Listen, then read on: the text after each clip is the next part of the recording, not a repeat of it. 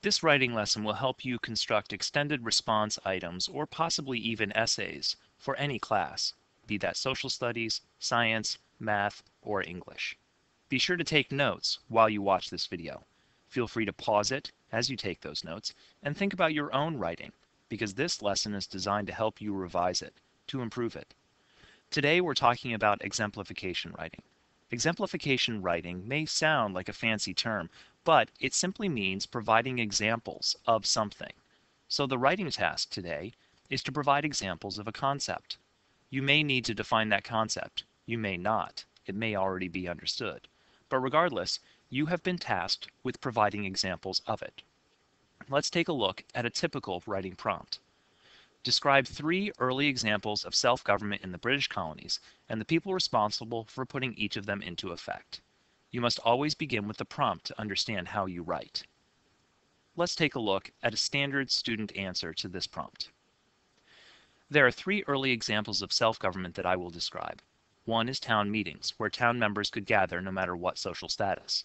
Another is Fundamental Orders of Connecticut and was the first written constitution in North America. The last is the House of Burgesses, was the first popularly elected legislature in the New World. These are all examples of self-government in the British colonies. The House of Burgesses were put into effect by higher class people elected by the people to serve in government. Some of these people were the Duke of York and Roger Williams. You may take a look at this paragraph and identify some spelling errors, some capitalization errors, or other small grammatical errors. But today we'll focus on something more substantial. We'll focus on the sentence structure, topic sentences, and everything else that might contribute to the clarity and flow of this paragraph.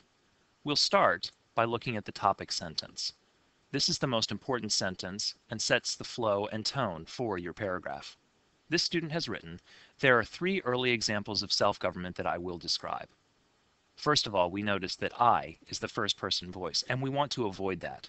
Be sure in a paragraph like this to avoid the first person voice unless the prompt specifically calls for you to talk about yourself. But let's review what topic sentences are supposed to do. A topic sentence should achieve 2 tasks.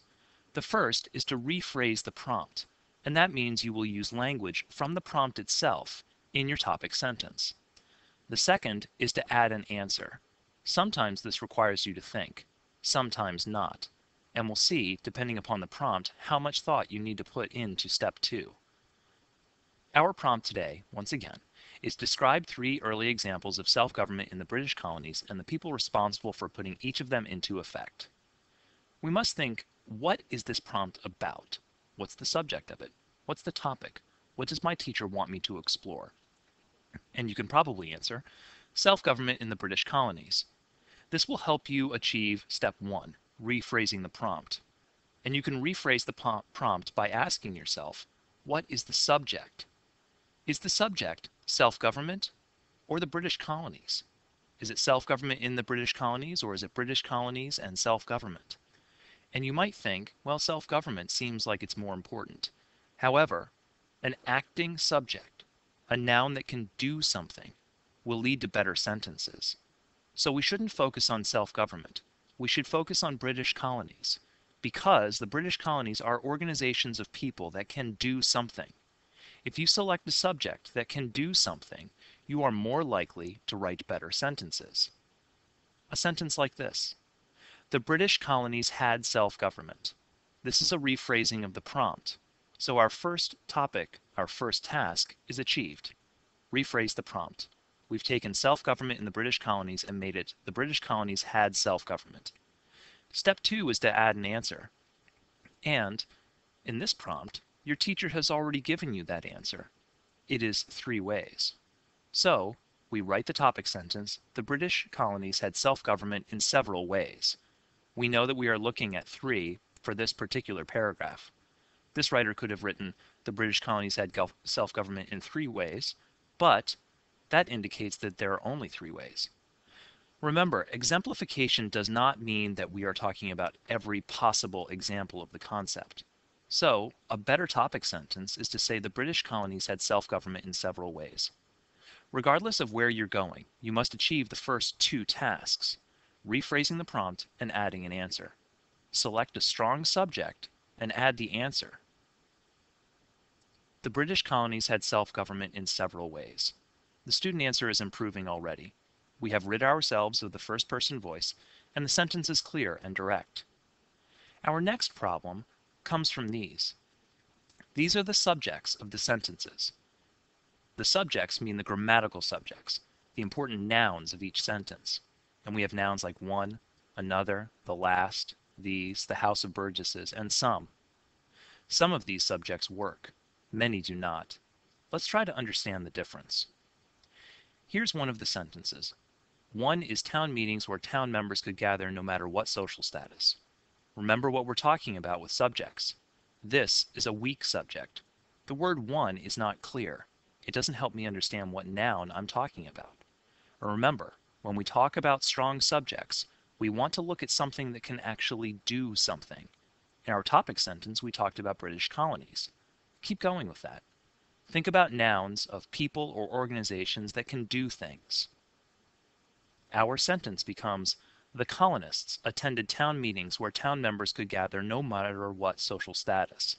This sentence is stronger. One is not a strong subject, the colonists is. And you might notice another effect. Instead of the weak verb is, we now have the strong verb attended.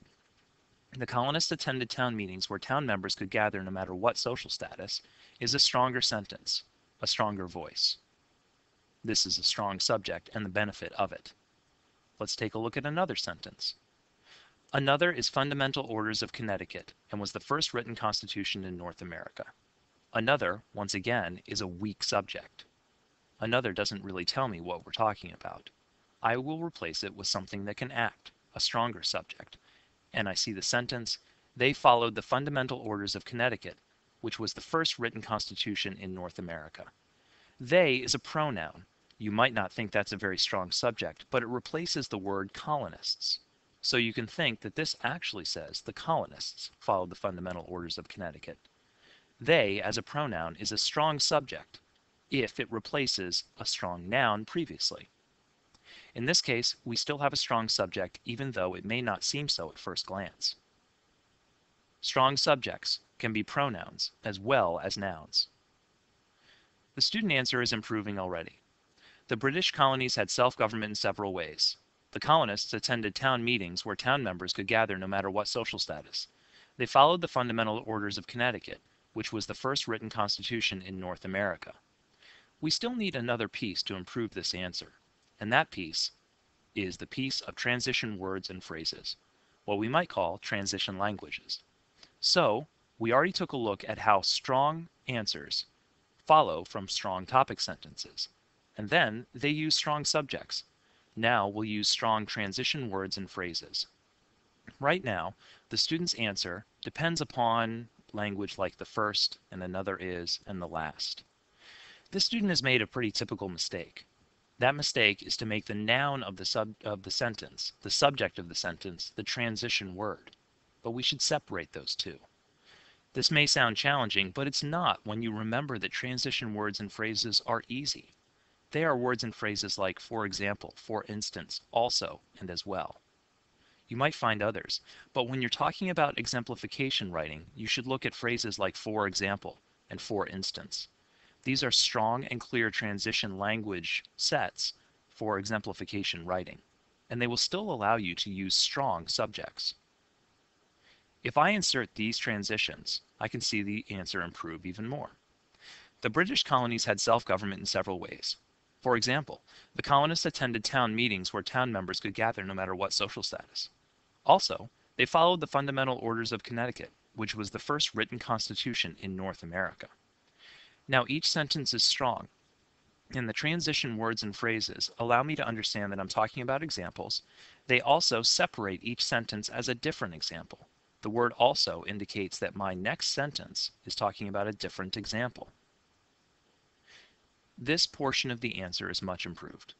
The British colonies had self-government in several ways. For example, the colonists attended town meetings where town members could gather no matter what social status. Also, they followed the Fundamental Orders of Connecticut, which was the first written constitution in North America. They had this self-government as well with the House of Burgesses, the first popularly elected legislature in the New World. You can see that I inserted the phrase as well, as another transition word or phrase. That one happened inside the sentence, where transition language can occur. But now I included 3 sentences, each with a transition word or phrase and a strong subject. The strong topic sentence leads this paragraph. It is followed by strong subjects. And I've included transition language, for example, also and as well. Now my ideas are strongly presented and clearly linked through transition words and phrases. Let's review.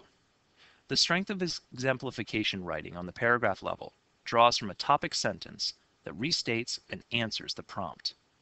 Then it uses strong subjects in sentences. It uses clear transition words. These 3 steps can help you improve an extended response paragraph. You can then use these principles to extend into a longer essay-length composition. Following these 3 recommendations can help you improve a piece of writing and make it clearer.